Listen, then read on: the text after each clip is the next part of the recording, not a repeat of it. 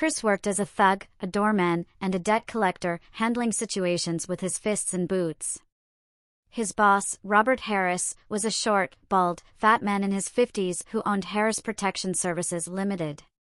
Chris, 43 years old, well-built with some muscle and a bit of fat, stood just under 6 feet tall. Despite his intimidating presence, he harbored a secret desire to live as a woman named Chloe, a side of himself he struggled to suppress. It was a cold, wet Monday when Chris had to drive himself, along with Big Matt, a former paratrooper, and Bill, a large black man, from Bristol to Manchester to collect a debt.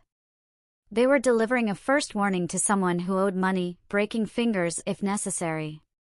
Matt was tasked with dealing with a troublesome dealer at a small club. Robert didn't tolerate challenges from serious players. Chris, who had endured his own share of hardships, used to enjoy gambling, but it no longer held the same appeal. Chloe was increasingly present in Chris's life, spending more nights at his flat. Chris felt himself losing control. He contemplated using one of Robert's gunmen or even jumping off Clifton Bridge to escape his turmoil. Both Chris and Chloe despised their work, but it was all they knew. Chris resigned himself to another day, dressed in black trousers, a shirt, and a leather jacket, heading out in his '95 BMW 320. He didn't care that others in his line of work had fancier cars. To him, it was all superficial. As he started his car, Pink Floyd's Dark Side of the Moon played on the CD player, a relic from the '70s, fitting for a man out of step with modern times. Pulling away from his rented flat in Kingswood and merging into traffic toward St. Paul's, Chris soon noticed his companions. Matt had lost his driver's license due to a DUI, and Bob was busy getting upgrades done on his BMW 4x4, probably a pricey sound system upgrade worth over £10,000. That explained why Chris was driving. During the trip, they discussed football, but Chris, uninterested in the sport, remained mostly silent. He had a reputation for being taciturn, fearing they might figure him out if he spoke too much. As they cruised at 80 miles per hour on the M4, Bob suggested breakfast. They exited at a service station they knew, stopping at a nearby burger van for bacon rolls and tea before hitting the road again, encountering only one minor delay before reaching Manchester. Chris, or rather Chloe, knew Canal Street well, a major LGBT area, but kept quiet about it. They dropped off Matt at a small club before heading to their assignment. Chris parked the BMW outside a dilapidated house on a rundown estate, number 26, with an old Sierra on blocks and a boarded-up front window.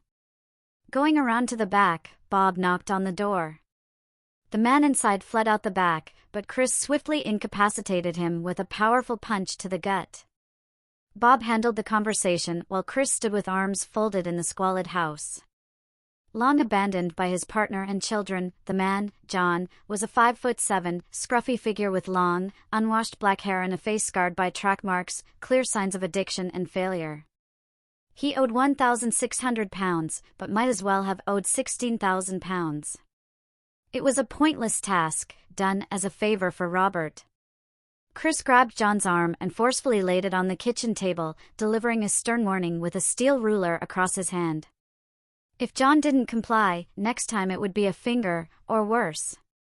Chris considered it all a waste. John had already suffered at the hands of others, and Chris thought he'd be better off ending it all.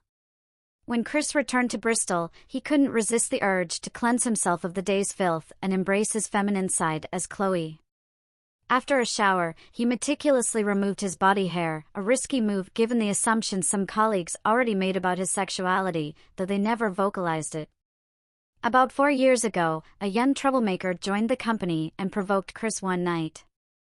Chris responded by punching him across the office table. The young man, fresh out of Horfield prison, pulled a knife, prompting Chris to grab a beer bottle Matt had been drinking from and thrust it into his face, costing him an eye and his handsome looks. The troublemaker attempted revenge 2 weeks later, but Paul still walked with crutches. Chris had to show such guys he wouldn't tolerate any nonsense, a role that conflicted with Chloe's desires, but one Chris excelled at. Only one person had ever brought Chris down, his former girlfriend, Karen. When she dumped him, he instantly fell for her, admiring her toughness and beauty. Later, he discovered she had been set up by a guy who wanted him out of the office space, not realizing she was as strong as she was stunning. Oddly, Chris found this attractive. Karen was the only one who knew about his feminine side and supported him through it. Tall, blonde, and utterly feminine, she managed her own legitimate security and debt collection business in Amsterdam, unlike Robert's shady operations.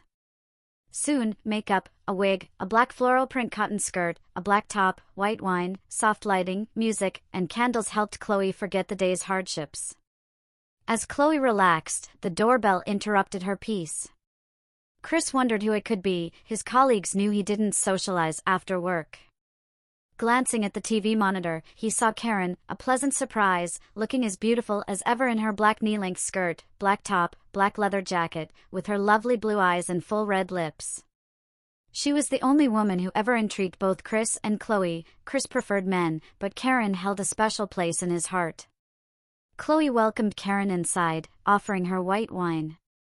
Karen complimented Chloe on her appearance, noting the stark contrast between Chris's masculinity and Chloe's femininity. Karen shared that she was in town on business and planned to start her own business here, much to Robert's potential displeasure. She recounted how she quickly put Robert in his place when he tried his luck during her early days in security. Afterward, she moved on to a reputable company. "Chloe, you're not happy, are you?" Karen asked perceptively, cutting to the heart of the matter. Then, she dropped a bombshell. She wanted Chloe to work for her. Chloe balked, worried about the repercussions and the exposure it would bring. Karen brushed off Chloe's concerns, emphasizing that it would liberate her from the thuggish lifestyle of breaking legs and being a loser. They spent the evening chatting, and before leaving, Karen left Chloe with her contact card and hotel room number. On Tuesday, Chloe phoned Robert and fabricated a story about needing to attend to family matters in Weston. Consequently, Chloe announced she wouldn't be coming in for the rest of the week. The next morning, Chloe rose early, showered, and meticulously applied makeup. She adjusted her corset, which accentuated her waistline and chest inserts, to achieve the desired silhouette. Dressing in a gray knee-length skirt suit, Chloe prepared for a meeting with Ms. Karen Brooks. Chloe drove to Bath for their rendezvous at a charming French restaurant. As Chloe pulled away from her flat, it marked her first public outing as herself. Yet, Chloe believed that her decision would soon render such concerns irrelevant. Chloe drove through the pouring rain, the windshield wipers working overtime. She was scheduled to meet Karen at 1 p.m. Parking at the Park and Ride, Chloe took the bus into town. They met shortly after, Karen dressed in a stylish black trouser suit with a white blouse. They sat down and got straight to business. Karen expressed her desire to provide security services for LGBTQ+ clubs and events, among others. She proposed that Chloe manage this aspect of her business and also work as a bouncer. Chloe firmly stated she wanted nothing more to do with debt collection. Karen assured her it would be legal debt collection, but understood Chloe's weariness with that line of work. After a stimulating discussion and negotiation of her salary, Chloe agreed. It was significantly less than what Chris earned, but Chloe prioritized doing things right over monetary gain. Karen also promised to support Chloe in her transition, viewing Chloe as a sister and seeking her help in developing her business in this new market. Leaving the restaurant, Chloe returned to her car, not Chris's car, but Chloe's car now. She had decided to embrace her identity as Chloe, disregarding others' opinions. Back at her flat, she donated Chris's clothes to a charity shop and then visited her doctor. Despite the shock he expressed upon learning Chris's former occupation, he referred her to Dr. Russell Reed in London for gender counseling. Walking out of the doctor's office, Chloe stepped into a new chapter of her life. The following week was chaotic as Chloe settled into a new apartment, symbolizing a fresh start by discarding her old mobile phone for a new one. Chris's old device was no longer useful. However, there was one more task to complete. Chloe picked up Karen in her new Ford Ka, a decidedly more feminine car compared to Chris's old BMW, now 4 years old and gleaming in silver, a departure from the BMW's previous black. Karen brought along her friend Tyler, a handsome black man whom Chloe found quite attractive. Tyler was there to support Chloe as they headed out for dinner. Arriving at Robert's offices in Southmead, a rough area suited to Robert's tastes, Chloe stepped out wearing a smart black trouser suit. She preferred skirts but opted against it for this occasion, anticipating potential trouble where movement might be necessary, and skirts weren't practical in such situations. Inside, Bob, Matt, and John were present, while Robert sat behind his desk, grumbling about Chris's absence and the jobs awaiting him. Chloe calmly informed Robert that Chris was gone for good, handing him her resignation letter. Initially bewildered, Robert erupted in anger, hurling derogatory slurs at Chloe and questioning the situation. Karen entered with Tyler, clarifying that Chloe now worked for her. Enraged, Robert lunged across his desk at Karen, prompting Chloe to swiftly retaliate with a powerful punch to his face. As Robert's associates reacted, Karen deftly incapacitated Bob, knocking him back with a strike under the chin that left him with a broken jaw and missing teeth. Matt, surprisingly supportive, acknowledged Chloe's decision and expressed his willingness to work for Karen, but not before resigning from Robert's employ.